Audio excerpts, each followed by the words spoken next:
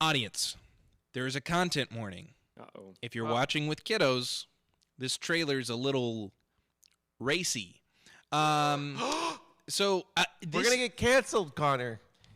NSFW. Okay. Look, this is... I haven't even watched this yet, but I know that they are making... I saw enough of the first 3 seconds to be like, oh, we should put a content warning on it. Because this is a little crazy, but this is a documentary called God Forbid about... Well, let's just watch the trailer. Let's watch the trailer. This is... it's not for children, the following content, but it's a documentary. This really happened, and I think it's important for us to talk about. It's about family.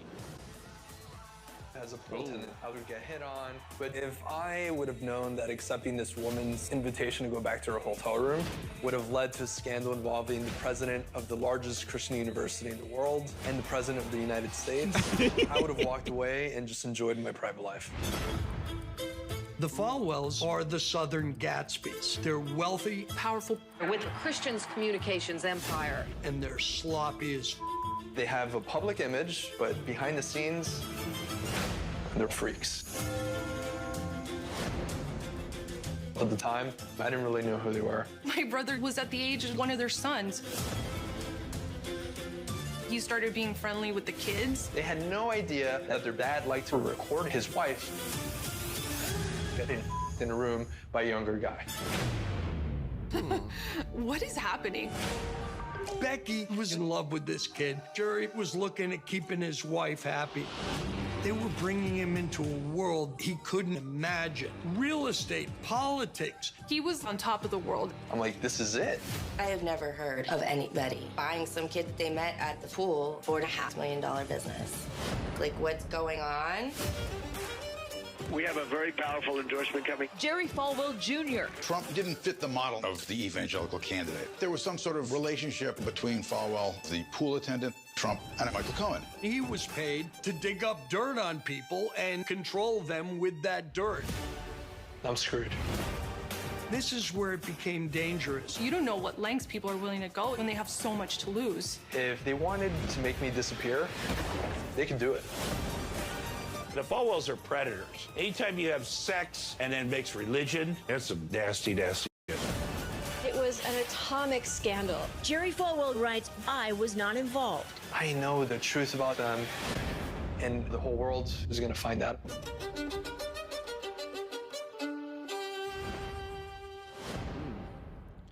You're gonna have to bleep that S-bomb.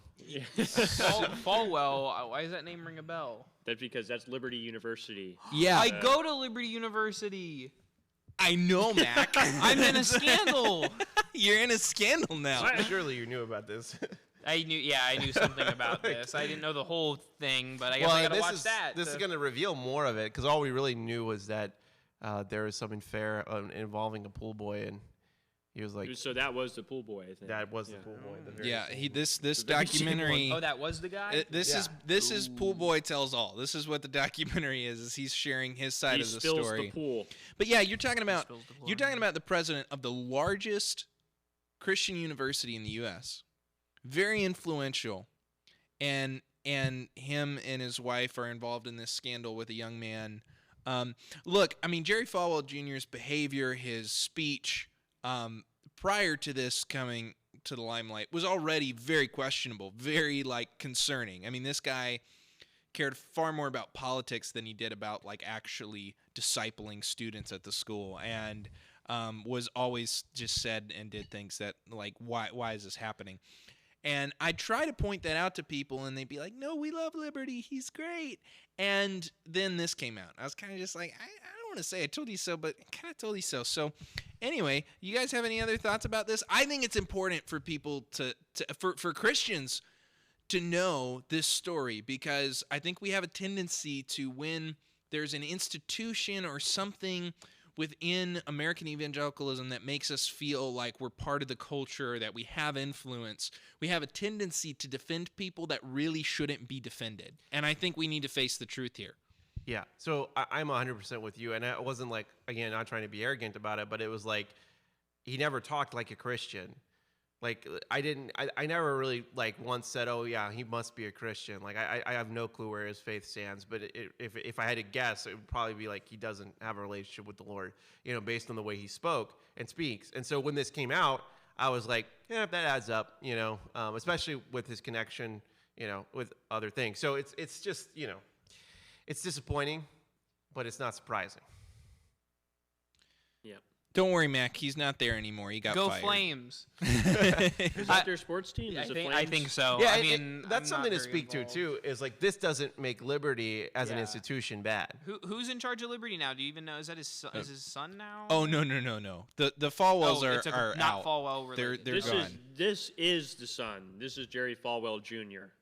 Oh, yeah. Okay. I knew there was a junior in there somewhere. That's why. Oh, he's the junior. He is the junior. Okay. Yes. I'm very curious to watch this because I just watched that Hillsong documentary. Mm-hmm.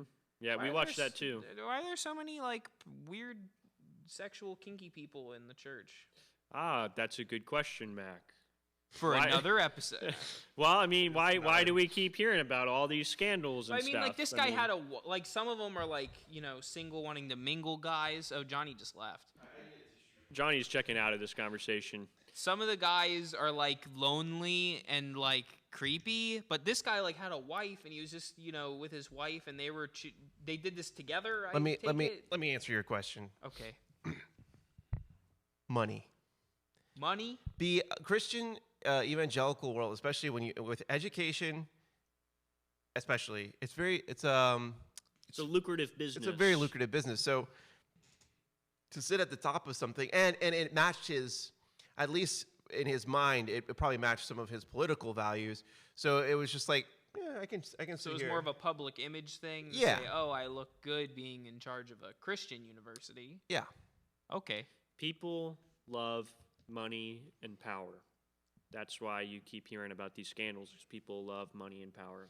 Yeah. So people who maybe not have all their faith right, or not even know what they believe really, enter into these places where they have this opportunity. And quite frankly, this is sad, but even like unqualified people that can talk really good, end up in places of power because they attract a lot of people. They attract a lot of people who give money. You know what I mean? Like it starts to come to a head over and over again within the church because a lot of times, not a lot of times, but it seems to be happening more and more. But I think in the instances it happens, it's not about qualification. It's about presentation. Right. And your ability to attract the crowd. Now, the only thing is, again, I'm playing devil's advocate here, just for like people out there who might be like on the fence about these kind of things. I guess my question is like, do you think that's a cop out for us as believers to be like, oh, well, they weren't real ones to begin with? Because it seems like it happens a lot in the church. So are you saying they're not like, because some of them I'm sure are people who actually were genuine in their faith and made bad boo-boo mistakes. But, some of these people I'm sure weren't genuine from the get-go. So I'm just trying to figure out where the line is. Yeah, it's probably undeterminable because I'm sure you're right. I'm sure there are instances where people were really believers. But when you got a guy, like with the Hillsong thing, you got a guy who has no seminary background, has no... right, that's red flag. Come out of the left, it's like, he can say all the right things. And it's not hard to say all the right buzzwords to attract an evangelical crowd. Oh, of course. You just have to say a few key things. Yeah, so it's like, but yeah, you're right. I mean, I think it's hard to know for sure, but I think a lot of it can be traced back to, there was a moment where it wasn't about true discipleship and it wasn't about qualification or their faith. It became about money. So even those who may have been genuine in the beginning, there's still a point where I think it's like the money took over. The money took over, or they're like, I deserve this. So that's the power thing. I mean, we even talked about this morning about like the seed that falls along the certain soil, and one can be squeezed out by the pleasures of this life and worries of this life. So money, power, sex, all those things are things that choke out where the Holy Spirit can work. So yeah, that's it right there. It's like, what soil are these churches being built upon, planted in? It's a good point. This is a big oof. This is a lot of big oofs. That's multiple. That's a really good point, though, that Mac is making. Maybe this is what we need to be asking ourselves as the church, and we shouldn't use that as a cop-out. We need to assume that like we're not immune to these things, right? We need to be constantly watchful. The Bible says, "Be careful if you think you stand, lest you fall." So be ready.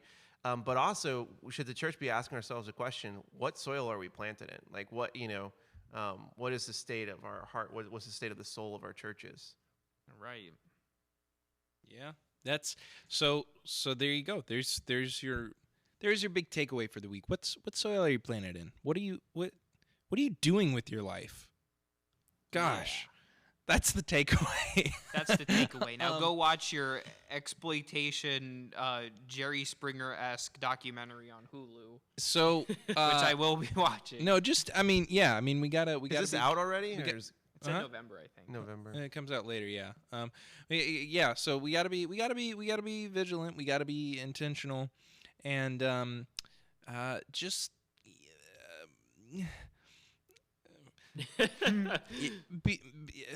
make good choices. That's what I always say. Make good choices. Yeah. Hey, Ryan. What? I want you to do the thing. Wait.